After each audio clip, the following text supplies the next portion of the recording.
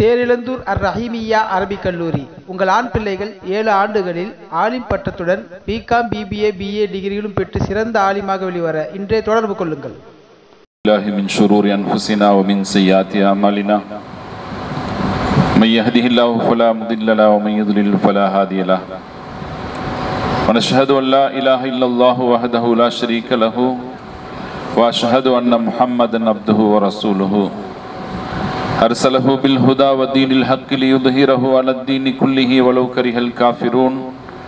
அம்மா பஅத் فقد قال الله تعالى في القرآن العظيم والفرقان المجيد: الحج أشهر معلومات فمن فرض فيهن الحج فلا رفث ولا فسوق ولا جدال في الحج.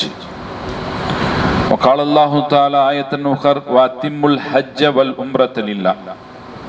புகழும் புகழ்ச்சியும் அல்லாஹ் ஒருவனுக்கே. சாந்தியும் சமாதானமும் எம்பெருமானார் முஹம்மது நபி முஸ்தபா ஸல்லல்லாஹு அலைஹி வஸல்லம் அவர்கள் மீதும், அவர்களை பின்பற்றிய சஹாபாக்கள், தாபியன்கள், தபா தாபியன்கள், உலக முஸ்லிம்கள், குறிப்பாக புனித ஹஜ்ஜினுடைய பயணத்தை நாடி அமர்ந்திருக்கக்கூடிய நம்மவர்கள் அனைவர்கள் மீதும் இறைவனின் சாந்தியும் சமாதானமும் என்றென்றும் நின்று நிலவட்டுமாக. அஸ்ஸலாமு அலைக்கும் வரஹ்மத்துல்லாஹி வபரகாத்துஹு. அல்ஹம்துலில்லாஹ். திரும்ப எல்லாரும் நம்ம ரிமைண்ட் பண்ணிக்கலாம். இந்த தல்பியா என்பது ஹஜ்ஜினுடைய காரியங்களிலே ரொம்ப முக்கியமானது. தல்பியா எல்லாருமே மனப்பாடம் பண்ணிக்கோங்க. ஏற்கனவே ஓரளவுக்கு எல்லாரும் மனப்பாடம் பண்ணியிருப்பீங்க. இருந்தாலும் நம்ம திரும்ப திரும்ப அதை நினைவூட்டுவது ரொம்ப ஏற்றமானது. நம்ம ஹஜ்ஜு போறோம் அப்படின்னு சொன்னா கூட நம்ம என்னைக்கு புறப்படுறோமோ, இஹ்ராம் கட்டுறோமோ அன்னைக்கு மட்டும் இல்ல, இப்பவுமே நீங்க ஒவ்வொரு நேர தொழுகைக்கு பின்னாலையும் தல்பியா ஓதிக்கிட்டே இருங்க, மனசுக்குள்ள ஓதிக்கிட்டே இருங்க. வீட்டுல இருக்கும்போது ஒரு தல்பியா ஒரு குறைஞ்சபட்சம் ஒரு 3 முறை. அப்புறம் அடுத்த இடங்கள்ல நம்ம மாறும்போது சொல்றோம், ஹஜ்ஜுடைய முடிக்கின்ற வரைக்கும் தல்பியா இருக்கணும். ஹஜ்ஜு எப்பொழுது நம்ம ஜம்ராத்துக்கு கல் அடிக்கிறோமோ அது வரைக்கும் தல்பியாவை உங்கள்ட்ட அதிகமா இருக்கணும். கல் அடிச்ச பின்னால்தான் தக்பீர் அல்லாஹு அக்பர் அல்லாஹு அக்பர் என்ற தக்பீரை முழக்கம் அதிகமாக முழங்குவார்கள். அப்ப அந்த அடிப்படையில் இன்ஷா அல்லாஹ் தல்பியாவை எல்லாருமே ஓதிக்கலாம். லப்பைக் அல்லாஹும்ம லப்பைக் லப்பைக் லா ஷரீக லக லப்பைக் இன்னல் ஹம்த வன் நிஅமத லக வல் முல்க் லா ஷரீக லக் லப்பைக் அல்லாஹும்ம லப்பைக் لبيك لا شريك لك لبيك إن الحمد والنعمة لك والملك لا شريك لك لبيك اللهم لبيك لبيك لا شريك لك لبيك إن الحمد والنعمة لك والملك لا شريك لك. அல்ஹம்துலில்லாஹ். இந்த தல்பியாவை யாரெல்லாம் ஓதினோமோ மொழிந்தோமோ அல்லாஹ் அனைவருக்கும் ஹஜ்ஜை நசீபாக்குவானாக. ஹஜ்ஜை மக்பூலான ஹஜ்ஜாக அனைவருடைய ஹஜ்ஜையும் அல்லாஹ் ஆக்கி அருள்வானாக. கண்ணியமானவர்களே, அல்லாஹ் இந்த ஹஜ்ஜை பற்றி குர்ஆன்ல சொல்லக்கூடிய நேரத்தில் ஹஜ்ஜுடைய விளக்கங்கள் போதுமான வரை ஓரளவுக்கு ஹஜ்ரத் சொல்லிட்டாங்க. இருந்தாலும் உங்களுக்கு திரும்ப, ஏன்னா இந்த ஹஜ்ஜு நீங்க ஹஜ்ஜு முடிக்கிற வரைக்குமே நமக்கு ஒரு பதட்டமாவே இருக்கும் எல்லாருக்குமே. நம்ம இது ஹஜ்ஜு செய்ய போறோம், ஒரு தவறுதல் ஏற்பட்டக்கூடாது அப்படின்ற ஒரு பதட்டம் இருந்துகிட்டே இருக்கும். அதனால திரும்ப திரும்ப ரொம்ப சிம்பிளா நீங்க ஞாபகம் வச்சுக்கோங்க. ரொம்ப அதிகப்படியான பாரங்களை மூளையில போட்டுக்கிட்டு ரொம்ப சிரமமா எடுத்துக்கிட்டு ஹஜ்ஜு எடுத்துக்கவே கூடாது.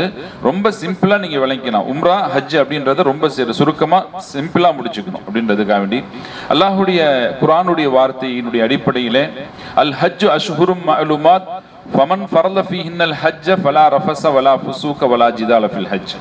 அல் ஹஜ்ஜு அஷ்ஹுரும் மஅலூமாத். ஹஜ் என்பது ஒரு அறியப்பட்ட கடமை, ஒரு பிரபலியமான கடமை. ஃபமன் ஃபரத ஃபீஹின்னல் ஹஜ்ஜ, யாரின் மீது ஹஜ் கடமையாகி விட்டதோ, வலா ரஃபஸ வலா ஃபுசூக வலா ஜிதால ஃபில் ஹஜ். 3 விஷயங்களை நல்லா ஞாபகம் வச்சுக்கோங்க. ஹஜ் கடமையானவர்கள் இன்னைக்கு நிறைய ஹஜ் என்ற பெயரிலே அங்க போய் ஒரே சண்டை சச்சரவு அப்படின்றத நிறைய இன்னைக்கு பாக்குறோம். அங்க போனாதான் நிறைய சைத்தான் உள்ள வருவான். இங்க இருக்கிற வரைக்கும் கணவன் மனைவி ரொம்ப ஒற்றுமையா இருக்கக்கூடியவங்களுக்கு கூட உங்களுக்கு நிறைய அங்க அதிகமான சண்டைகளுக்கு வாய்ப்பு இருக்கும். நல்லா ஞாபகம் வச்சுக்கோங்க. கணவன் மனைவியா இருப்போம், ஊர்ல நல்ல ரொம்ப உடன் பிரியாத ஒரு இணை தம்பதிகளாக இருக்கக்கூடியவங்க எல்லாம் கூட அங்க சண்டைகள் உருவாகும். காரணம் என்னன்னு சொன்னா ஷைத்தான் அங்கதான் வருவான். ஷைத்தான் உங்களுடைய அமல்களை பாழாக்க வேண்டும், உங்களுடைய அமல்களை வீணாக்க வேண்டும் என்பதற்காக வேண்டிய ஷைத்தான் நிறைய உங்களை எந்த விதத்திலெல்லாம் உங்களை வழிகெடுக்கலாம், எப்படியெல்லாம் உங்களை திசை திருப்பலாம் அப்படின்றதுக்கெல்லாம் நிறைய ஷைத்தான் வருவான். அதனாலதான் அல்லாஹ் சொன்னா ஃபலா ரஃபஸ வலா ஃபுசூக வலா ஜிதால ஃபில் ஹஜ். நீங்க 3 விஷயங்கள் ஹஜ் உங்களுக்கு கடமையாக்கப்பட்டால் நீங்க 3 விஷயங்கள் ஃபலா ரஃபஸ கெட்ட பேச்சுகள், அருவருப்பான பேச்சுகள், ஃபலா ரஃபஸ வலா ஃபுசூக பாவமான வார்த்தைகள். இங்க ஊர்ல எல்லாம் சர்வசாதாரணமா பேசுவோம், கெட்ட வார்த்தைகள் திடீரென என்று நம்ம வாயில வந்துரும். ஆனால் ஹஜ்ஜுடைய விஷயத்துல நீங்க ஞாபகம் வச்சுக்கோங்க, கெட்ட வார்த்தைகள், அருவருப்பான வார்த்தைகள். இங்க ஊர்ல எல்லாம் இப்படி பேசுவோம், பிள்ளைங்களை பேசுறது, மனைவி பேசுறது, எல்லாத்துட்டும் யதார்த்தமா பேசுற மாதிரி நீங்க ஹஜ்ஜில போய் பேசிடாதீங்க. அதனாலதான் உங்களுக்கு அல்லாஹ் எச்சரிக்கை கொடுக்கறான் குர்ஆன்ல, நீங்க ஊர்ல இருக்கிற மாதிரியே ஹஜ்ஜில போய் உங்களுடைய வாழ்க்கையை வச்சுக்காதீங்க அப்படின்றத அல்லாஹ் சொல்றான். வலா ரஃபஸ வலா ஃபுசூக, அருவருப்பான வார்த்தைகள். ரஃபஸ் அப்படின்ற வார்த்தைக்கு அருவருப்பான வார்த்தைகள், கொச்சையான வார்த்தைகள் பேசுவாங்களா இல்லையா? அப்போ கெட்ட வார்த்தைகளும் அங்க போய் பேசக்கூடாது. வலா ஃபுசூக பாவமான வார்த்தைகளையும் பேசக்கூடாது. வலா ஜிதால ஃபில் ஹஜ், குறிப்பா அல்லாஹ் சொல்லக்கூடியது தர்க்கம் என்பது ஹஜ்ஜில கூடாது. தர்க்கம் என்பது இது இன்னைக்கு நிறைய நமக்கு மத்தியில சுன்னத் ஜமாத், தௌஹீத் ஜமாத், தப்லீக் ஜமாத் நமக்கு மத்தியில பிரிவுகள் ஏற்படுத்துறாங்களா இல்லையா? அப்ப அந்த பிரிவுகள்ல வந்து நம்ம இது செய்யலாமா, அது செய்யலாமா, இது செய்யக்கூடாது, செய்யக்கூடாது அப்படின்றத அங்க இங்க இருக்கிற வரைக்கும் நம்ம பேசுறோம். தொப்பி போட்டுதான் தொழுவுமா, அது செய்யணுமா, இது செய்யணுமான்றது இங்க தர்க்கம் செய்வோம். ஆனால் மக்காவுல போய் தர்க்கம் என்பதே கூடாது. அதாவது ஹஜ்ரத் சொன்னாங்களா இல்லையா, ஆமன்னா சல்லம்னா, கேட்டோம் வழிபட்டோம். எப்படி கேட்கிறோம்?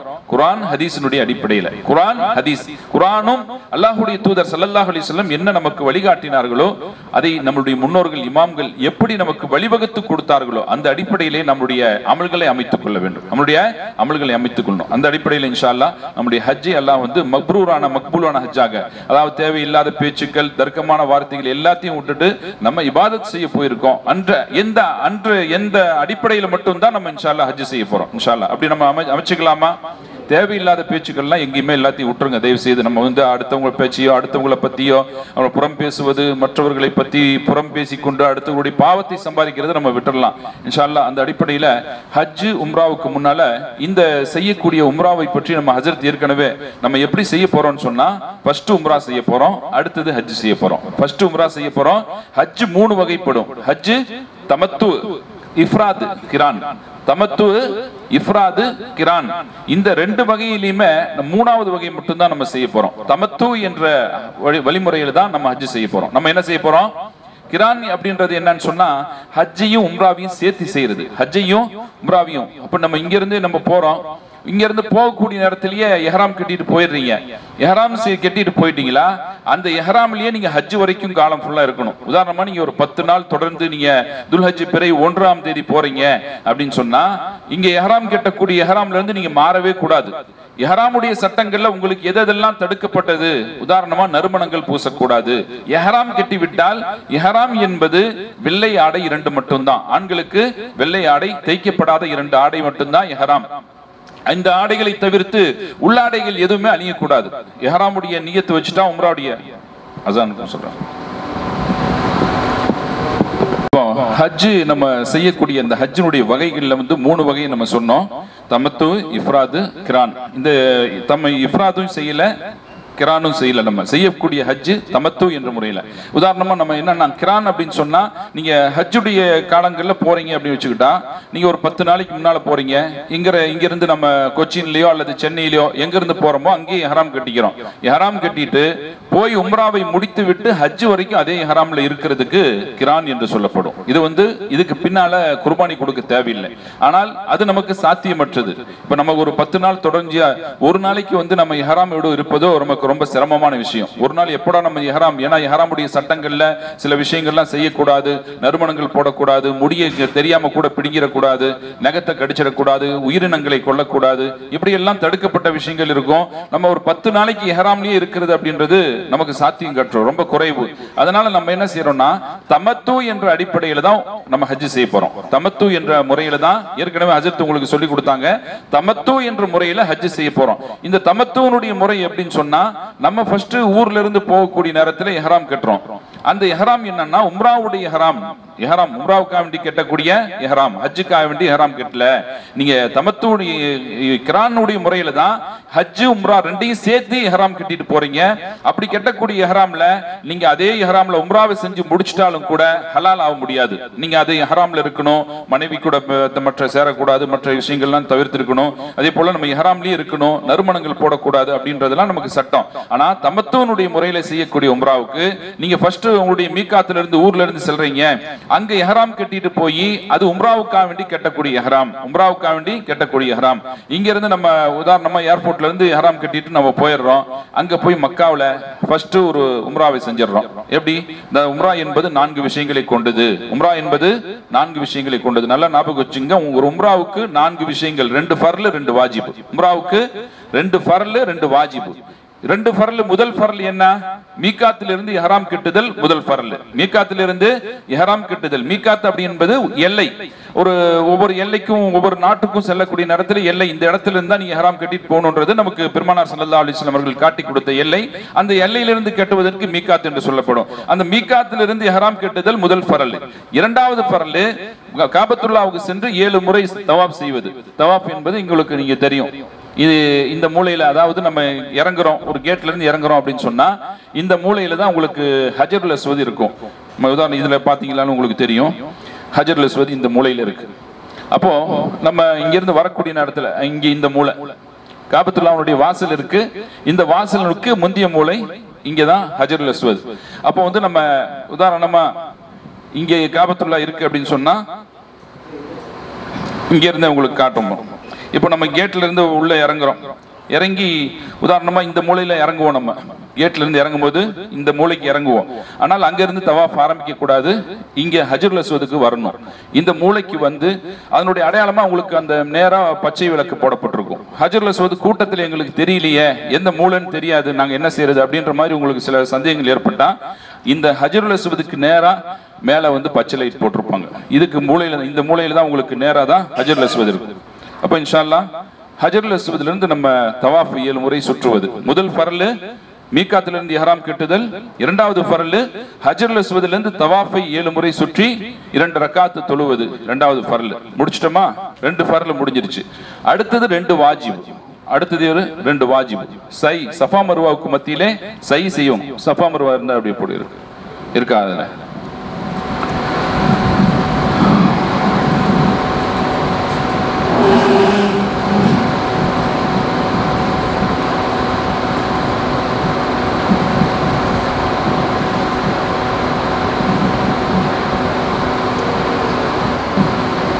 தனியா சஃபா மர்வா வருதா?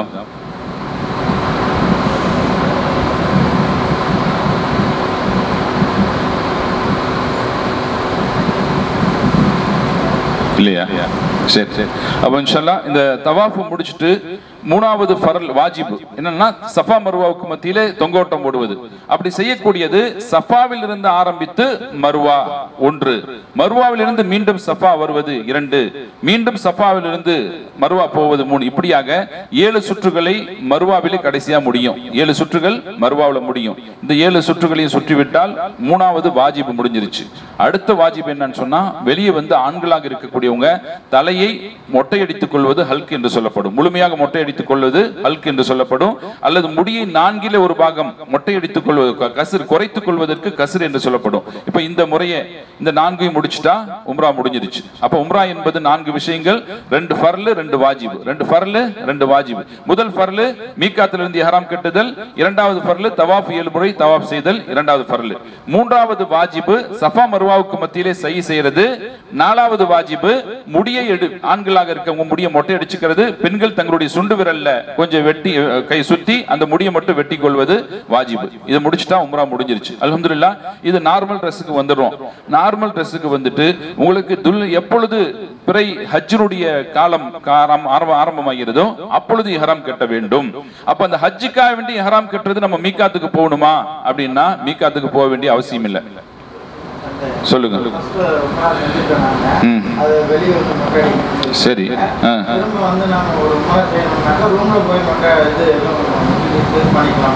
அதாவது நீங்க இல்ல நீங்க ரூமுக்கு தான் போகணும். அதாவது இந்த மூணு விஷயம் நீங்க காபத்துல்லாஹ்ல முடிச்சு மீகாத்துல இருந்து இஹ்ராம் கட்டிட்டு வரீங்க, தவாப் செய்றீங்க, சை செய்றீங்க. இத முடிய எடுக்கிறது வந்து ரூம்ல போய் செய்யறது தான் ரொம்ப ஏற்றமானது. ரூம்லயும் ஆண்கள் வந்து பக்கத்துல இருக்கக்கூடிய ரூமுக்கு கீழாக இருக்கக்கூடிய பார்பர் ஷாப் அங்கதான் எடுக்கணும். ஆமாமா, எப்பவா இருந்தாலும் நீங்க ரூமுக்கு போய் தான் செய்யணும். இதுக்கு இடையில இஹ்ராமுடைய ஹாலத்துல போய் நான் காபத்துல்லாவை தொடறேனோ அப்படின்றதெல்லாம் தொடக்கூடாது. ஏன்னு சொன்னா காபத்துல்லாவை சுற்றி நறுமணங்கள் போடப்பட்டிருக்கும், அத்தர் போட்டிருப்பாங்க. இஹ்ராமுடைய ஹாலத்துல நீங்க உம்ராவை முடிக்கிற இந்த 4 விஷயம் முடிகிற வரைக்கும் இஹ்ராமுடைய சட்டத்துல இருக்கீங்க. இந்த சட்டத்தோட நீங்க காபத்துல்லாவை போய் தொடுவது, அதுல இருக்கக்கூடிய நம்ம இது பண்றதெல்லாம் எதுவுமே கூடாது. நீங்க இதெல்லாம் துவாலாம் கேட்கணும்னா இதெல்லாம் முடிச்சுட்டு நார்மல் ட்ரெஸ்ஸுக்கு வந்து போய் கேட்கலாம். நார்மல் ட்ரெஸ்ல இன்னைக்கு அனுமதிக்க மாட்டாங்க. என்ன சொன்னா இன்னைக்கு வந்து 2 வருஷத்துக்கு முன்னால வரைக்கும் நார்மல் ட்ரெஸ்ல உள்ள போய் தவாப் செய்யலாம். நீங்க இஹ்ராமோடு மட்டும்தான் கீழே தவாப் கிரவுண்ட்ல தவாப் சுற்ற முடியும். முதல் கிரவுண்ட்ல கீழே வந்து சுத்த முடியும். நீங்க இப்ப நார்மல் ட்ரெஸ் போட்டீங்கன்னா ஃபர்ஸ்ட் ஃப்ளோருக்கு தான் போக முடியும். சாதாரண ட்ரெஸ் போட்டுட்டா ஃபர்ஸ்ட் ஃப்ளோருக்கு தான் போக முடியும். அதனால இன்ஷா அல்லாஹ் இஹ்ராமுடைய நேரத்துல நல்லா ஞாபகம் வச்சுக்கோங்க. நீங்க காபத்துல்லாஹ்ல போய் ஆர்வத்துல போய் நான் மக்காம் இப்ராஹிம் தொடறேன் அல்லது காபத்துல்லாஹ் போய் தொடறேன்னு சொல்லிட்டு நீங்க தொடக்கூடாது. ஞாபகம் வச்சுக்கணும். அதே மாதிரி ஹத்தீமுக்குள்ளேயும் போயிடக்கூடாது. ஹத்தீம் வெளியே தான் தவாப் செய்யணும். தவாஃப் என்பது ஹத்தீமுக்கு வெளியே தான். ஹத்தீம்ன்றது இந்த இடத்துல இருக்கும். அதாவது இங்க இந்த மீசாப் ரஹமத் இருக்கா இல்லையா, இந்த காபத்துல்லாஹ்வுடைய வாசல்ல இருந்து இப்படியே வரக்கூடிய நேரத்துல இந்த ஓவல் வடிவத்துல ஒரு ஹத்தீம் இருக்கும். இந்த ஹத்தீம் என்னன்னு சொன்னா அதுவும் காபத்துல்லாஹ்வுடைய ஒரு பகுதி தான், இதோட சேர்ந்த பகுதி தான். இப்ப காபத்துல்லாஹ் இப்ப சதுர வடிவில் இருக்கா இல்லையா, அப்ப ரசூலுல்லாஹ்வுடைய காலத்துல இந்த ஓவல் வடிவத்தோட சேர்ந்தது தான் காபத்துல்லாஹ். இப்போ இன்னைக்கு நம்ம நிறைய பேருக்கு காபத்துல்லாஹ் உள்ள போய் தொழ முடியுமா அப்படின்னா எல்லாருக்கும் அனுமதி இல்லை. பெரிய பெரிய மன்னர்கள் அவங்கலாம் வந்தா அவங்களுக்கு கேட்டை திறந்துட்டு உள்ள விடுறாங்க. இப்போ நமக்கும் அந்த மாதிரி உள்ள போகணுமே அப்படின்ற ஆசை நீங்க ஏற்பட்டுச்சுன்னா இங்க ஹத்தீமுக்கு உள்ள போய் தொழுதாவே நீங்க காபத்துல்லாஹ்ல உள்ள தொழுது நன்மை. இந்த ஹத்தீமுக்குள்ளேயோ காபத்துல்லாஹ்க்குள்ளேயும் ஃபர்லியோ வாஜிபோ தொழ முடியாது. ஃபர்லியோ வாஜிபோ இப்ப இமாம் கூட தொலை வச்சாலும் அங்க உள்ள நிக்க மாட்டாங்க. தொலை வைக்கிறதா இருந்தா இந்த எல்லைக்கு வெளியே தான், ஹத்தீமுக்கு வெளியே. இல்ல காபத்துல்லாஹ்வுல உள்ள போய் ஒருத்தர் இமாம் ஜமாத் நடத்தினார் அப்படின்னா கூடுமா? கூடாது. ஃபர்லும் வாஜிபும் உள்ள தொழ முடியாது. காபத்துல்லாஹ்வுக்கு உள்ளேயும் தொழ முடியாது, இந்த ஹத்தீமுக்குள்ளேயும் தொழ முடியாது. ஞாபகம் வச்சுக்கணும் இன்ஷா அல்லாஹ். ஆமா, நஃபிலோ சுன்னத்தோ தொழுவலாம். ஆமா, நீங்க கொஞ்சம் வெயிட் பண்ணிட்டு அந்த நேரத்துல மற்ற தொழுகை இல்லாத ஃபர்லாம் முடிச்ச பின்னால ஆண்களுக்கு பெண்களுக்கு எல்லாம் கியூ நிப்பாங்க. அங்க போய் நீங்க வெயிட் பண்ணி கொஞ்சம் நின்றீங்களா உள்ள போய் தொழக்கூடிய வாய்ப்பு கிடைக்கும் இன்ஷா அல்லாஹ். சரி, ஞாபகம் வச்சுக்கோங்க. உம்ரா என்பதை முடிச்சிட்டீங்க. இப்போ நம்ம தமத்துவுடைய முறையில ஹஜ் செய்யறோம். இந்த தமத்துவ முறையில இந்த 4 விஷயங்களையும் செஞ்ச பின்னால ஹலால் ஆயிடுறோம். ஹலால் ஆயிரோம்னு சொன்னா இந்த ஹராம், அதாவது எதெல்லாம் நமக்கு தடுக்கப்பட்டதோ அதுல இருந்து நம்ம விலகிடுறோம். அதாவது நறுமணங்கள் பூசக்கூடாது, மற்ற எதையும் உயிரினங்களை கொல்லக்கூடாது, இந்த மாதிரி விஷயங்கள்லாம் எதெல்லாம் ஹராம்ல தடுக்கப்பட்டதோ அதுல இருந்து நம்ம ஹலால் ஆயிடுறோம். நார்மல் ட்ரெஸ்ஸுக்கு வந்துடுறோம். சோப் போட்டு குளிக்கலாம், நார்மலா இது பண்ணலாம். இது திரும்ப எப்பொழுது உங்களுக்கு ஹஜ்ஜுடைய காலம் ஆரம்பமாவதோ அப்பொழுது நீங்க இஹ்ராம் கட்டணும். அது வந்து மீகாத்துக்கு போகணுமா அப்படின்னா தேவையில்லை. உதாரணமா நீங்க ஃபர்ஸ்ட் ஒரு உம்ராவை முடிச்சிட்டீங்க, இதுல ஒரு கேப்ல ஒரு 10 நாள் நம்ம மக்காவுல தங்கி இருக்கோம், ஹஜ்ஜுடைய இன்னும் காலம் ஆரம்பமாவல, இந்த 10 நாளைக்கு இடையில நாங்க உம்ரா செய்யணும்னு விருப்பப்படுறோம் அப்படின்னு சொன்னா நீங்க திரும்ப மீகாத்துக்கு போயிட்டு வரணும். திரும்ப மீகாத்து போயிட்டு வரணும். மக்காவுல இருக்கக்கூடிய மீகாத்து உங்களுக்கு ரொம்ப பக்கமா இருக்கிறது ஆயிஷா மஸ்ஜித், ஆயிஷான்னு சொல்லக்கூடிய தன்ஈம் என்று சொல்லுவாங்க அரபியில. தன்ஈம், அதற்கு மற்றொரு பெயர் மஸ்ஜித் ஆயிஷா. இந்த மீகாத்துக்கு போய் இஹ்ராம் ரூம்லயே கட்டிக்கலாம். அங்க போய் நியத்து வச்சுட்டு அங்கிருந்து வரணும். மஸ்ஜித் ஆயிஷாவில இருந்து நியத்து பண்ணிட்டு இங்க காபத்துல்லாஹ்க்கு வந்து மீகாத்துல இருந்து வரோம், வந்து தவாப் சுத்துறோம், சை செய்யறோம், வெளியே வந்து மொட்டை அடிக்கிறோம், முடிய பெண்கள் வெட்டுறாங்க. இது உம்ரா, 2வது உம்ரா. இப்படி செய்யணும்னு சொன்னா 2வது உம்ரா இப்படி செய்யலாம். அல்ஹம்துலில்லாஹ் இந்த இடைப்பட்ட காலங்கள்ல இதுதான் நீங்க பார்க்கக்கூடிய மஸ்ஜித் ஆயிஷா. இது மாதிரி இந்த இடத்துக்கு தான். அப்ப மக்காவில இருந்து ஒரு 10 கிலோமீட்டருக்குள்ள தொலைவில் இருக்கக்கூடியது இந்த மஸ்ஜித் ஆயிஷா, தன்ஈம் என்று சொல்லுவாங்க அரபியில. இந்த மஸ்ஜித் ஆயிஷாவுக்கு போய் அங்கிருந்து நியத்து வச்சுட்டு வரணும். இஹ்ராம் ரூம்ல கட்டிக்கிறோம். மக்காவில ரூம்ல குளிச்சு கிழிச்சு எல்லாம் இஹ்ராம் கட்டிக்கிட்டு மஸ்ஜித் ஆயிஷாவுக்கு போறீங்க. அங்க போய் 2 ரக்காத் தொழுவுறீங்க. 2 ரக்காத் என்ன தொழுவன்னு சொன்னா, ஃபர்ஸ்ட் எந்த ஒரு பள்ளிவாசலுக்கு போனாலும் தஹியத்துல் மஸ்ஜித் தொழுவணும். தஹியத்துல் மஸ்ஜித், மஸ்ஜிதுடைய காணிக்கை 2 ரக்காத் தொழுவணும். 2வது தஹியத்துல் இஹ்ராம் 2 ரக்காத். தஹியத்துல் இஹ்ராம், இஹ்ராமுடைய காணிக்கை 2 ரக்காத் தொழுதுட்டு அங்கிருந்து நம்ம திரும்ப ஒரு டாக்ஸி பிடிச்சு காபத்துல்லாஹ்க்கு வரோம். போய் 7 சுத்து சுத்துறோம். 7 சுத்துக்கு பின்னால 2 ரக்காத் தொழுகை. மக்காம் இப்ராஹிம் போட அப்படியே.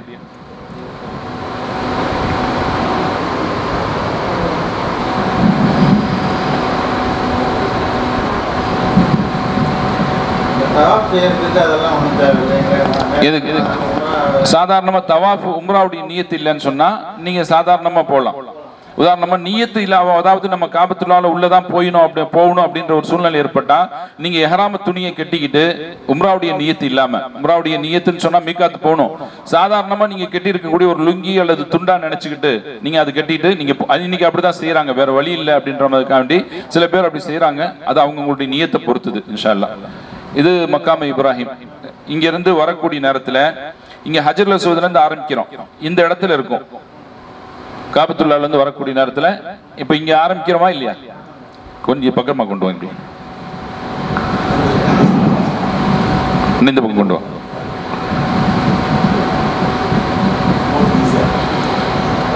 இப்ப இங்க இந்த மூலையில இருந்து ஆரம்பிக்கிறோம், தவாஃப் ஆரம்பிச்சு அப்படியே வரக்கூடிய நேரத்துல இந்த இடத்துல தான் மக்காம இப்ராஹிம். இது மக்காம இப்ராஹிமுக்கு பின்னால 2 ரக்காத் தொழணும்.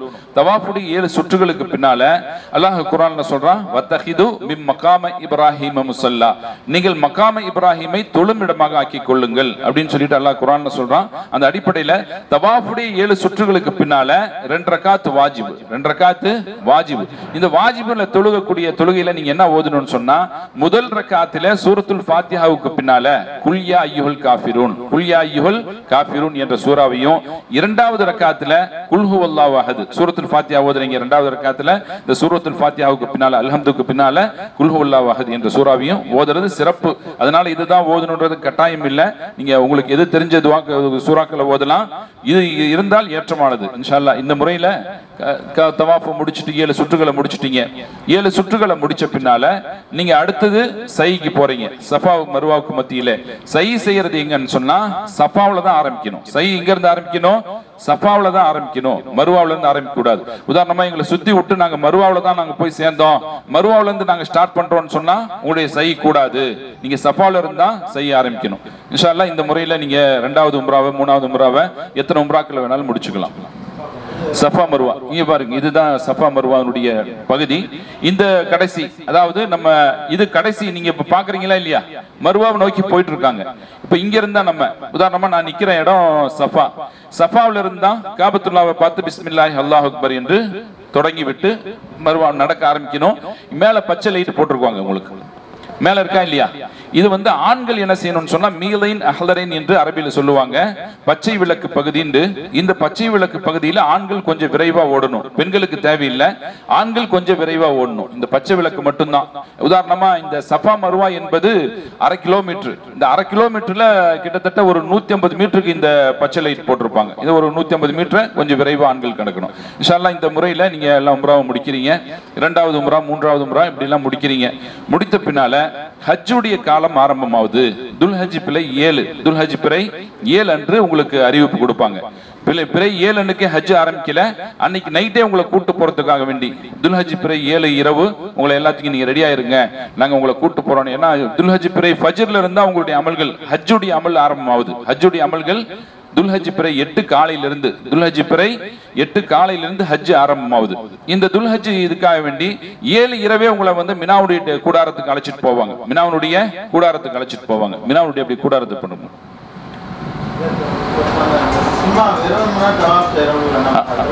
ஆமா ஆமா ஆமா. ஒவ்வொரு தவாஃபுக்கு பின்னால சாதாரணமா நீ உம்ராவுடைய நியத்து இல்லாம தவாஃப் செய்யணும்னு சொன்னாவே ஒவ்வொரு தவாஃபுக்கு பின்னால 2 ரக்காத் தொழுகை. ஆமா, 7 சுற்று 2 ரக்காத் தொழுகை. ஒரு தவாஃப் என்பது 7 சுற்று 2 ரக்காத் தொழுகை. தேவையில்லை, நீங்க வெறும் தவாஃப் என்பது அந்த தவாஃப் மட்டும்தான். உம்ரா என்பதுதான் 4 விஷயங்கள். அதான் சொல்றேன். இந்த மினாவுடைய கூடாரத்தினுடைய பார்வை உங்களுக்கு அப்படி பார்த்தா தெரியும். இது எல்லாமே மினாவுடைய கூடாரம். உள்ள சும்மா ஒரு மனிதர் ஒரு கழிச்சு படுக்கிற மாதிரி, நம்ம நேரம் அப்படி எல்லாம் பெரிய பெட் மாதிரி எல்லாம் இருக்காது. அதாவது இந்த மினா என்பது நம்முடைய மரணத்தை நினைவுறுத்துறது. இது எல்லாமே இஹ்ராம் என்பது கஃபன் ஆடையை போன்றது. மினா என்பது கபருடைய வாழ்க்கையை, நம்ம மறுமையினுடைய வாழ்க்கையை நம்ம நினைக்கணும். இந்த பாத்தீங்களா உள்ள உங்களுக்கு தெரியும், ஒருத்தருக்கு மேல ஒருத்தர் பக்கமா ஒருத்தர். இந்த பெட்டு சும்மா ஒரு சின்ன சைஸ் தான். நீங்க ஒரு ஆள் ஒரு கழிச்சு படுக்கிற மாதிரி பெட்டு போட்டிருப்பாங்க. அந்த ஒருத்தருக்கு ஒரு நேரா ஆப்போசிட்டா. உதாரணமா ஒரு கூடாரத்திலே 50 பேர் இருப்பாங்க. ஒரு சின்ன கூடாரம் 50 பேர் இருப்பாங்க. இந்த மாதிரி தான் உங்களுக்கு பெட்டு போடப்பட்டிருக்கும். இதில் தான் நம்ம மினாவுடைய நாட்கள்.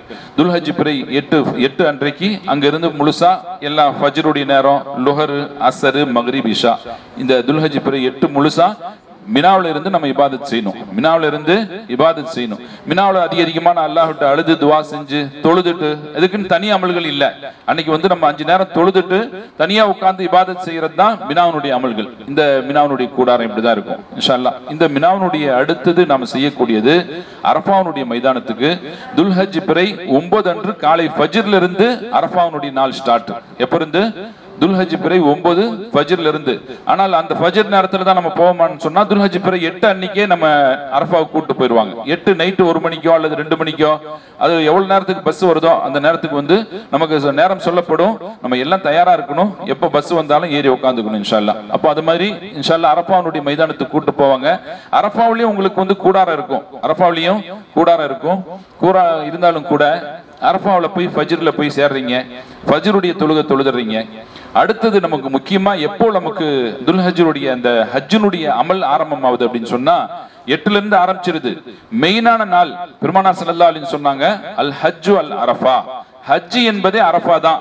ஒரு மனிதர் அரஃபாவுல தங்கவே இல்ல, மக்காவுல வந்துட்டு எங்கேயோ வழி தெரியாம போயிட்டார், மினாவிலேயே இருந்துட்டாருன்னு சொன்னா அவருடைய ஹஜ்ஜை மீண்டும் கலா செய்யணும். ஹஜ் கூடாது. மற்ற மினாவுல தங்கலன்னா கூட நீங்க ஒரு தமு கொடுத்துடலாம். ஒரு ஆடை அறுத்து ஹரமுடைய எல்லையில ஒரு ஆடை அறுத்து கொடுத்துட்டோமா அதுக்கு பரிகாரம் ஆயிடும். உதாரணமா துல்ஹஜ் பிறை 9 அன்று ஒரு மனிதர் அரஃபாவுடைய மைதானத்துக்குள்ள அந்த எல்லைக்குள்ள வரல அப்படின்னு சொன்னா அவருடைய ஹஜ் கூடாது. அவர் திரும்ப அடுத்த வருடத்துல ஹஜ்ஜை கலா செய்ய வேண்டும், புதுப்பித்து செய்ய வேண்டும் என்பது மார்க்கத்தினுடைய சட்டம். அதனால இன்ஷா அல்லாஹ் துல்ஹஜ் பிறை 9 அன்று இந்த அரஃபாவுடைய மைதானத்துக்கு வரோம். அரஃபாவுடைய கூடாரம் எல்லாம் இங்க பாத்தீங்களா தெரியும்.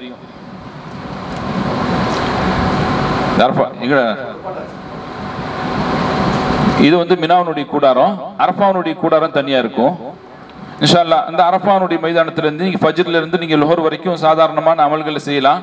லுஹர்ல இருந்து ஸ்டார்ட் ஆகும் உங்களுடைய அமல், லுஹர்ல இருந்து ஸ்டார்ட் ஆகுது. இதெல்லாம் அரஃபாவுடைய கூடாரங்கள். இதெல்லாம் அரஃபாவில் இருக்கக்கூடிய இந்த கூடாரங்கள். இது மினாவுடைய கூடாரம். அரஃபாவிலையும் இது மாதிரி ஒரு கூடாரம் இருக்கும் இன்ஷா அல்லாஹ். அந்த முறையில இன்ஷா அல்லாஹ் துல்ஹஜ் பிறை லுஹர்ல இருந்து என்ன செய்யணும்னா லுஹரையும் அசரையும் ஜம்மு செஞ்சு தொழுவணும். ஜம்மு கஸ்ர் என்று சொல்லப்படும். ஜம்மு கஸ்ர். ஜம்மு என்று சொன்னால் லுஹரையும் அசரையும் சேர்த்து தொழுவதற்கு ஜம்மு என்று சொல்லப்படும். கஸ்ர் என்று சொன்னால் 4 ரக்காத்தை 2ஆக சுருக்கி தொழுவதற்கு கஸ்ர் என்று சொல்லப்படும். 4ஐ 2ஆக குறைத்து தொழுவதற்கு கஸ்ர் என்று சொல்லப்படும். அப்ப லுஹருக்கு வந்து ஃபர்ஸ்ட் ஒரு பாங்கு சொல்லுவாங்க. பாங்கு சொன்ன உடனே ஒரு பாங்கு 2 பாங்கு 2 காமத்து. லுஹருடைய நேரத்துல 2 பாங்கு, ஒரு பாங்கு 2 காமத்து, ஒரு பாங்கு 2 காமத்து. லுஹருடைய நேரத்துல பாங்கு சொல்லப்படும். ஃபர்ஸ்ட் காமத் சொல்லிட்டு லுஹருடைய 2 ரக்காத்து தொழு வைப்பாங்க. லுஹருடைய 2 ரக்காத்தை தொழு வைப்பாங்க. அங்க மினாவுல கூடாரத்திலேயே அவங்களுடைய கூடாரத்தில் இருக்கக்கூடிய இமாம்கள் அவங்க ஜமாத்தா நின்று தொழுவாங்க. லுஹருடைய 2 ரக்காத்து. 2வது காமத்து சொல்லி அசருடைய 2 ரக்காத்தை லுஹருடைய நேரத்திலேயே தொழுவாங்க. லுஹருடைய நேரத்திலேயே தொழுவாங்க. காரணம் என்ன அப்படின்னு சொன்னா அசருடைய நேரம் துஆக்களுடைய நேரம். அசருடைய நேரம் துஆக்குடைய நேரம் என்பதால் நீங்க தொழுகையை கூட முன்கூட்டியே தொழுதணும் அப்படின்றத ரசூலுல்லாஹ் நமக்கு சொல்லி கொடுத்திருக்காங்க. அதனால இன்ஷா அல்லாஹ் அந்த நேரத்துல நம்ம அசர் நேரத்துல லுஹர் நேரத்திலேயே லுஹரையும் அசரையும் சேர்த்து தொழுதுட்டு அசருக்கு பின்னால இருந்துட்டு வெயிலுக்கு வெளியே வந்துருவாங்க. அரஃபாவுடைய கூடாரத்துல உள்ள உட்கார்ந்து ஓதுறது தொழுவது அது ஒரு புறம் இருந்தாலும் கூட வெளியே வந்து திறந்த வெளியில நின்று அல்லாஹ்ட்ட மன்றாடி கேட்கக்கூடிய ஒரு காட்சி. நாளைக்கு வந்து அரஃபா என்பது மஹ்ஷரை, நாளைக்கு கியாமத் நாள்ல எப்படி இருக்கும், மக்கள் எல்லாம் ஒன்று திரட்டப்பட்டு மஹ்ஷர் மைதானம் நம்ம கேள்விப்பட்டிருக்கோம். கியாமத் நாள்ல அந்த மஹ்ஷர் மைதானத்தை நினைவுறுத்த விதமா அன்னைக்கு அரஃபாவுடைய நாள் இருக்கும். இந்த நாள்ல எல்லாரும் வெளியே வந்து அல்லாஹ்ட்ட இறைஞ்சி ரொம்ப மன்றாடி ரொம்ப கெஞ்சி கூத்தாடி அல்லாஹ்விடத்துல கேட்கக்கூடிய ஒரு முறைதான் ஹஜ்ஜுடைய நாள், அரஃபாவுடைய நாள். அதனால இன்ஷா அல்லாஹ் அந்த அசருக்கு பின்னால இருந்து மக்ரிப் வரைக்கும் நின்று அல்லாஹ்விடத்துல துஆக்கள் நிறைய ஓதுதல், நிறைய என்னென்னமோ நம்மளால முடிஞ்ச துஆக்கள் எல்லாம் நின்று அல்லாஹ்ட்ட கெஞ்சி கதறி கேட்கக்கூடிய நேரம். அந்த நேரத்துல இன்ஷா அல்லாஹ் மக்ரிப் வரைக்கும் அங்க நின்று துஆ கேட்போம். துஆ கேட்டுட்டு மக்ரிபை தொழுவாம அரஃபாவுக்கு போகணும். அதாவது மக்ரிப் நேரம் வந்துடுச்சுனாலும் உங்களுக்கு உடனே அந்த நேரத்திலேயே எல்லாம் கூப்பிட்டு போவாங்கன்னு சொல்ல முடியாது. அது வரைக்கும் கேட் லாக் பண்ணிருப்பாங்க, அந்த எல்லைகளுடைய கேட்லாம் லாக் பண்ணிருப்பாங்க. மகரிபுடைய நேரத்துக்கு பின்னாலதான் ஒவ்வொரு பஸ்ஸா போக ஆரம்பிக்கும். நமக்கு நம்ம கூடாரத்தில் இருக்கக்கூடியவங்க எல்லாத்தையும் அறிவிச்சு ரெடியா உட்கார வச்சிருப்பாங்க. நம்ம எல்லாத்தையும் துணிமணி எல்லாம் எடுத்து எல்லாம் பேகெல்லாம் எடுத்து வச்சிருப்போம். எடுத்து வச்சுட்டு நம்ம அப்படி முஸ்தலிஃபாவுக்கு போறதுக்கு தயாரா இருப்போம். அன்னைக்கு வந்து ஒரு 10 மணி ஆகலாம் அல்லது 12 மணி ஆகலாம். பஸ் நம்மளை கூட்டு போறதுக்கு கொஞ்சம் முன்ன பின் ஆகும். ஏன்னா அவ்வளவு மக்களும் 40-50 லட்சம் மக்கள் அந்த இடத்துல இருப்பாங்க. அந்த மக்கள் எல்லாம் கிராஸ் ஆகி பாஸ் ஆகி போறதுக்கு நமக்குடைய நசீபு நேரமா போனாலும் போயிடலாம் இன்ஷா அல்லாஹ். ஒரு 10 மணியில போய் கிடைச்சிட்டா நசீபு, இல்ல ஒரு 12-1 மணிக்கு போனாலும் அல்லது ஃபஜ்ர் நேரத்துக்குள்ளனாச்சு அங்க போயிடணும் முஸ்தலிஃபானுடைய மைதானத்துக்கு. முஸ்தலிஃபால போய் மினாவில் இருக்கிற மாதிரி அரஃபால இருக்கிற மாதிரி கூடாரம் இருக்குமா, நாங்க அங்க போய் தங்குறதுக்கு பெட் இருக்குமானா இருக்காது. திறந்த வெளியில தான் அப்படி தங்கி இருக்கணும். முஸ்தலிஃபானுடைய மைதானம் பாத்தீங்களா, இது முஸ்தலிஃபானுடைய மைதானம் இந்த மாதிரி திறந்த வெளியில இருக்கும். நைட்ல போய் அங்க இரவு துல்ஹஜ் பிறை 9 இரவு அன்று முஸ்தலிஃபாவில தங்க வேண்டும். முஸ்தலிஃபாவில கிடைச்ச இடத்துல அவங்க குரூப்பா அப்படியே உட்காந்துக்குவாங்க. இந்த முஸ்தலிஃபாவில தான் திறந்த வெளியில அப்படி ஒரு இடத்துல நிறுத்தேன் தனியாவே. இந்த மாதிரி இந்த திறந்த வெளியில எல்லோரும் அங்க இருந்திருப்பாங்க. நம்மனால முடிந்த அளவுக்கு இபாதத்துகள். முஸ்தலிஃபாவுடைய இரவு எந்த அளவுக்கு அப்படின்னு சொன்னா, அதாவது நம்ம லைலத்துல் கத்ர் கேள்விப்பட்டிருப்போம். அல்லாஹ் வந்து சொல்லக்கூடிய நேரத்துல லைலத்துல் கத்ரி ஹிய கைரும் மின் அல்ஃபி ஷஹர், லைலத்துல் கத்ர் என்பது 1000 மாதங்களை விட ஒரு ஏற்றமான நாள் என்பதாக அல்லாஹ் குர்ஆன்ல சொல்றான். அது மாதிரி முஸ்தலிஃபாவுடைய இரவும் ஒரு ரொம்ப ஏற்றமான ஒரு இரவு, நம்மளுடைய துஆக்கள் அங்கீகரிக்கப்படக்கூடிய இரவு. அந்த இரவுல முடிந்த அளவுக்கு இபாதத்து, நைட்லாம் உட்கார்ந்துக்கிட்டு நம்ம கூட்டமா தனித்தனியா உட்கார்ந்து தொழுதுட்டு இருக்கலாம். இது குர்ஆன் ஓதலாம், திலாவத்து, திக்ரு, இது மாதிரி நம்மனால எந்த அளவுக்கு செய்யறோமோ அந்த இடத்துல 1 மணி நேரம் உட்கார்ந்து நம்ம துஆ செஞ்சாலும் அந்த இடத்துல நம்முடைய அல்லாஹ் கபூல் செய்வான். அன்னைக்கு ஃபுல்லா நைட்டு பிறை 9 அன்று நைட் அங்க உட்கார்ந்து தங்கிட்டு, பாத்ரூம்லாம் அங்க வெளியில திறந்த வெளியில இருக்கும். அங்க போய் எல்லாம் நம்மளுடைய தேவைகள்லாம் நிறைவு செஞ்சுட்டு ஃபஜ்ருடைய நேரம் அங்க தொழுதுட்டு அங்கிருந்து நம்ம கிளம்பணும். ஃபஜ்ருடைய நேரம் அங்கிருந்து தொழுதுட்டு திரும்ப மினாவுக்கு வருவோம். மினாவுக்கு வந்து நம்முடைய பொருள்களை எல்லாத்தையும் பை எல்லாத்தையும் வச்சுட்டு துல்ஹஜ் பிறை காலை 10, துல்ஹஜ் பிறை காலை 10. துல்ஹஜ் பிறை எல்லாருக்கும் நம்ம ஊர்ல எல்லாம் நோன்பு பெருநாள் கொண்டாடிட்டு இருப்பாங்க. ஆனால் நமக்கு அங்க நோன்பு இல்ல. அரஃபாவுடைய நாள் தான் நமக்கு ஹஜ்ஜுடைய நாள். அரஃபாவை முடித்து விட்டால் மக்காவுல ஹரம் ஷரீஃப்ல தொழுகை நடக்கும். ஆனா நமக்கு தொழுகை இல்ல. துல்ஹஜ் பிறை காலையில 10 மணிக்கு காலையில ஃபஜ்ர் முடிச்ச உடனே நம்ம மினாவுடைய கூடாரத்துக்கு வருவோம். கூடாரத்துல வந்து வச்சுட்டு ஜமராத்துக்கு ஷைத்தானுக்கு கல்லடிக்க போகணும். ஜமராத்துக்கு ஷைத்தானுக்கு கல்லடிக்க போவோம். ஜமராத் என்பது நம்ம அங்கிருந்து அப்படியே அங்க அந்த சூழ்நிலையில வந்து திடீர்னு வண்டி கிடைக்கும், பஸ் கிடைக்கும், இல்ல நடந்து கூட போகக்கூடிய ஒரு சூழ்நிலை ஏற்படும். இதற்கெல்லாம் நம்ம வந்து இங்கேயே கொஞ்சம் நடைபயிற்சி நம்ம வந்து அதிகமா செஞ்சுக்கணும். ஊர்ல இருக்கும் போதே ஊர்ல நடக்காம இருந்துட்டு அங்க போய் நடக்கிறது ரொம்ப சிரமமா இருக்கும். அதனால இன்ஷா அல்லாஹ் நடைபயிற்சி முடிஞ்ச அளவுக்கு அதிகமா செஞ்சுக்கோங்க. ஊர்ல இருக்கும் போது இன்னொரு 10 நாள் இருக்கு அப்படின்னு சொன்னா இந்த 10 நாளுக்கு கொஞ்சம் வாக்கிங் போயிட்டு பழக்கம் பண்ணிக்கோங்க. என்று சொன்னா மக்காவுல இந்த ஹஜ்ஜுடைய 5 நாள் ரொம்ப முக்கியமான நாள். இதுல நடக்கக்கூடிய விஷயங்கள் நிறைய உங்களுக்கு இருக்கும். எவ்வளவுதான் காசு கொடுத்து நம்ம 10 லட்சம் கட்டி போனாலும் அங்க எனக்கு பஸ் வசதி ட்ரெயின் வசதி கிடைக்குமான்னு சொன்னா எந்த வசதியும் எதிர்பார்க்க முடியாது. இருக்கும், ஆனால் பஸ் உங்களுக்கு இன்ச் பை இன்ச் தான் நோரும். பஸ் போனாலும் கூட நீங்க பஸ்ல போய் 3 மணி நேரத்துல கடக்கக்கூடிய தூரத்தை நடந்து ஒரு அரை மணி நேரத்துல போயிடலாம். பஸ்ல ஏறி உட்கார்ந்தீங்களா பஸ் உங்களுக்கு டிராபிக்ல கிராஸ் பண்ண முடியாது. ஆனால் நடந்து போனா அரை மணி நேரத்திலேயே போயிடலாம். அந்த மாதிரி ஒரு சூழ்நிலை எல்லாம் இருக்கும். அதனால இன்ஷா அல்லாஹ் நடக்கிறதுக்கு தயாராயிடுங்க. எல்லாமே ஓரளவுக்கு நடக்கிறதுக்கு தயாராயிடணும் இன்ஷா அல்லாஹ். துல்ஹஜ் பிறை காலை நம்ம ஃபஜ்ருக்கு தொழுதுட்டு முஸ்தலிஃபால இருந்து வரோம். வந்தவுடனே ஜமராத்துக்கு உங்களுடைய பேக் எல்லாம் வச்சுட்டு ஜமராத்துக்கு கல்லடிக்க போறோம். ஜமராத்துக்கு கல்லடிக்க போறோம். ஜமராத் என்பது பழைய ஜமராத் இதுதான். இது வந்து ஒரே ஒரு தூணு தான். இதை சுத்தி நின்று தான் மக்கள் அன்னைக்கு கல் அடிப்பாங்க. ஆனால் இன்றைக்கு இருக்கக்கூடிய ஜமராத் வேற. இந்த ஜமராத் இது மட்டும் போடுங்க.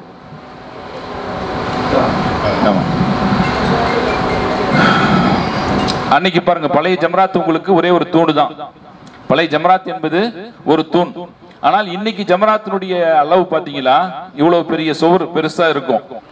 இது ஒரு சுத்தியும் மக்கள் நின்று அவங்களுடைய கல் அடிப்பாங்க. இந்த 3 சுவர்கள் இருக்கும். இப்ப இந்த மாதிரி 3 இடத்துல சுவர் கட்டப்பட்டிருக்கும்.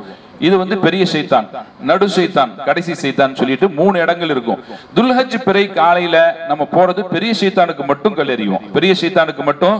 பெரிய ஷைத்தான் சொன்னா அந்த இடத்துல இப்ராஹிம் அலைஹிஸ்ஸலாம் அவர்கள் தங்களுடைய அருமை மகனா குர்ஆன்ல அல்லாஹ் சொல்லக்கூடிய நேரத்துல இன்னி அரா ஃபில் மனாமி அன்னி அத்பஹுக யா புனைய, என்னுடைய சிறிய மகனே இன்னி அரா ஃபில் மனாமி, நான் கனவிலே உன்னை அறுப்பதை போல கனவு கண்டேன் என்று ஒரு வரலாறு. அதனாலதான் இன்னைக்கு குர்பானி கொடுக்கிறோமா இல்லையா?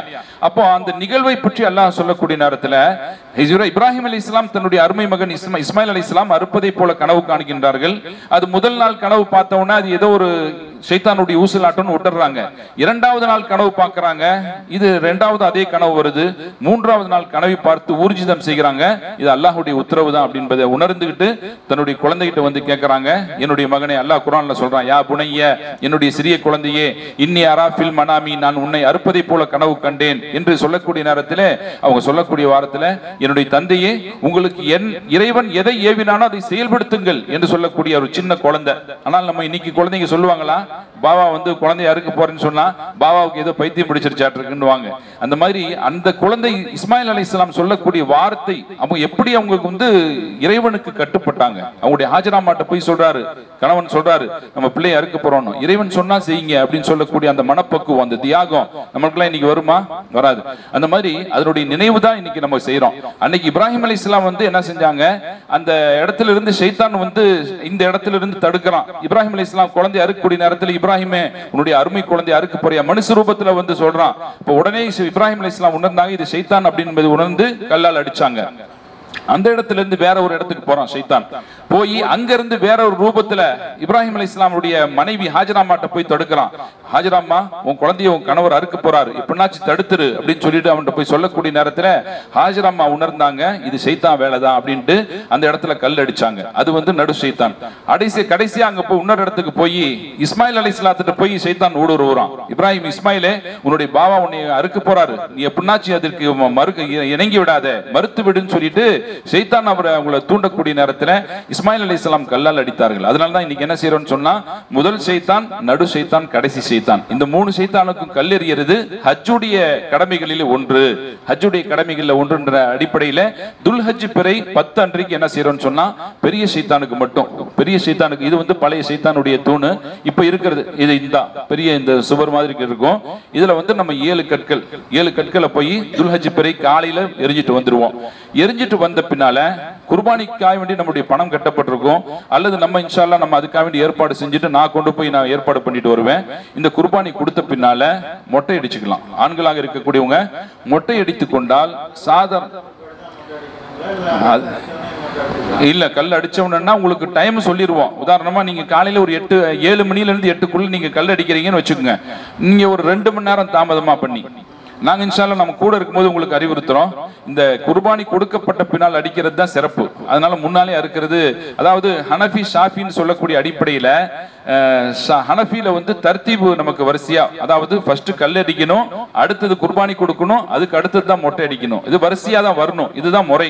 அதனால இன்ஷா அல்லாஹ் உங்களுக்கு 8 மணின்னு சொன்னா நீங்க ஒரு 2 மணி நேரம் கழிச்சு மொட்டை அடிச்சுக்கலாம், அல்லது ஒரு நீங்க மதியானம் அல்லது சாயந்தரம் கூட அடிச்சுக்கலாம் இன்ஷா அல்லாஹ். அப்ப அதனால துல்ஹஜ் பிறை 7 ஷைத்தானுக்கு கல் அடிச்சுட்டு வந்துருவோம். அடிச்ச பின்னால குர்பானி வந்து நமக்காக வேண்டி ஏற்பாடு பண்ணி குர்பானி கொடுத்த பின்னால ஆண்கள் மொட்டை அடித்துக் கொண்டு அந்த இஹ்ராம்ல இருந்து விலகிக் கொள்ளலாம். துல்ஹஜ் பிறை 7 நைட்டுக்கு ஏற்ற இஹ்ராம், 8, 9, 10 காலையில வரையும் நீங்க குர்பானி கொடுக்கிற வரைக்கும் இஹ்ராம்ல தான் இருப்பீங்க.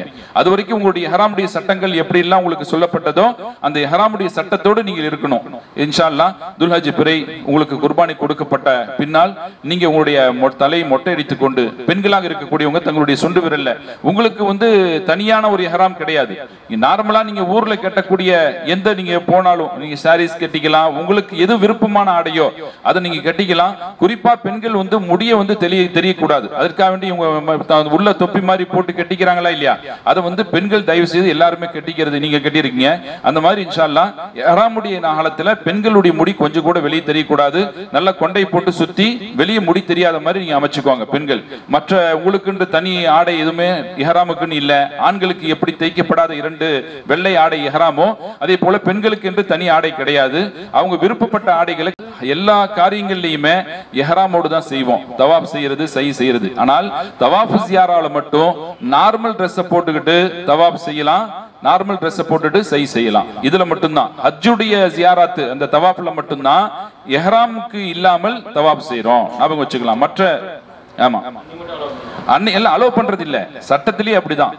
நீங்க நார்மல் Dressல தான் நீங்க போகணும். தவாஃப் ஜியாரா என்பது ஹஜ்ஜுடைய முக்கியமான கடமை.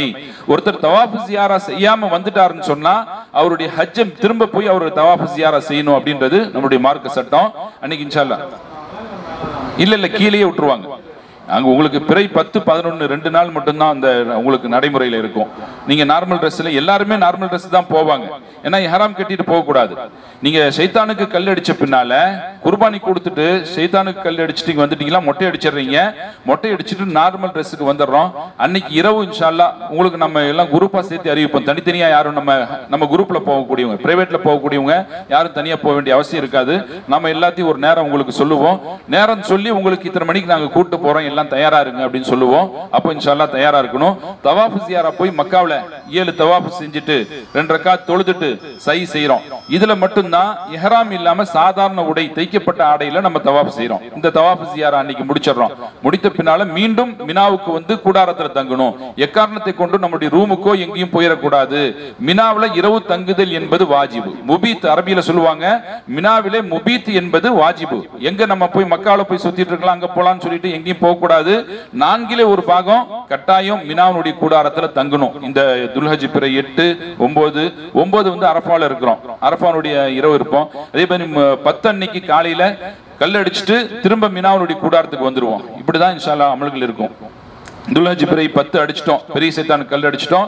நைட்டு போய் காபத்துல்லாஹ் போய் தவாஃப் ஜியாரா முடிச்சிடறோம். முடிச்ச பின்னால நைட்டு வந்து மினாவுல தங்கி இருக்கோம். தங்கி இருந்துட்டு திரும்ப அடுத்த நாள் 11வது நாள் இன்ஷா அல்லாஹ் ஜவாலுக்கு பின்னால், ஃபர்ஸ்ட் நாள் எப்போ கல் அடிச்சோம், ஃபஜ்ருக்கு பின்னால, சூரிய உதயத்திற்கு பின்னால கல் அடிச்சிட்டோம். துல்ஹஜ் பிறை 10 அன்னைக்கு சூரிய உதயத்திற்கு பின்னால கல் அடிச்சிட்டோம். 11வது நாள் எப்ப அடிக்கணும், கல் அடிக்கணும், ஜவாலுக்கு பின்னால. ஜவால்னா சூரிய உச்சம் வருதா இல்லையா, உச்சத்துக்கு பின்னாலதான். உதாரணமா இன்னைக்கு ஒரு 12-12:15 சூரியன் உச்சமா வருது. அந்த நிகழ்வுக்கு பின்னாலதான், சூரியன் உச்சம் வந்த பின்னாலதான். அதுக்கு முன்னால 10 மணிக்கு 11 மணிக்கு அடிக்கலாமா, அடிக்கக்கூடாது. துல்ஹஜ் பிறை 11 நான் சொல்லக்கூடியது துல்ஹஜ் பிறை 11க்கு ஜவாலுக்கு பின்னால சைத்தானுக்கு கல் அடிக்கணும். இந்த சைத்தானுக்கு கல் அடிக்கிறது யார், எத்தனை சைத்தானுக்குன்னா 3 சைத்தானுக்குமே கல் அடிக்கணும். 3 சைத்தான்னா முதல் சைத்தான், நடு சைத்தான், கடைசி சைத்தான். இதுல சொல்லுவாங்க ஜம்ரத்துல் ஊலா, ஜம்ரத்துல் உக்பா, ஜம்ரத்துல் உக்ரா, கடைசி சைத்தான். இப்படி 3 சைத்தானுக்கும் கல் அடிக்கணும். கல் அடிச்சுட்டு திரும்ப மினாவுக்கு வருவோம். இன்ஷா அல்லாஹ் மினால வந்து இப்பெல்லாம் நார்மல் ட்ரெஸ் தான் இருப்போம். ஏன்னா துல்ஹஜ் பிறை 10 நம்மளுடைய இஹ்ராம்ல இருந்து கலைஞ்சிடறோம்.